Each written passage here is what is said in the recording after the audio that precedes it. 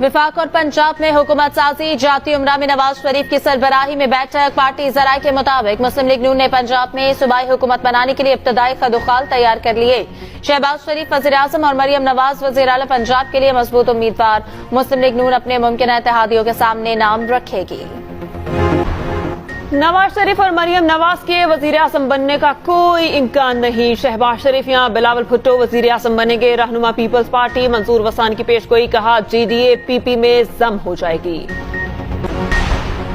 इंतखाबी नताइज पर एतराज़ात। Election commission ने मुख्तलिफ हल्कों का नतीजा रोक दिया। 10 कौमी असम्बली की नशस्तों पर रिटर्निंग अफसरान को हतमी नताइज से रोक दिया गया। इलेक्शन कमीशन ने 16 सूबाई असम्बली की नशस्तों पर नतीजा रोकने का कह दिया। इस्लामाबाद में NA 47 और 48 के नताइज का हतमी नोटिफिकेशन रुक गया। NA 15 का हतमी नतीजा भी रोक दिया गया। इलेक्शन कमीशन में नवाज शरीफ की हार चैलेंज की गई।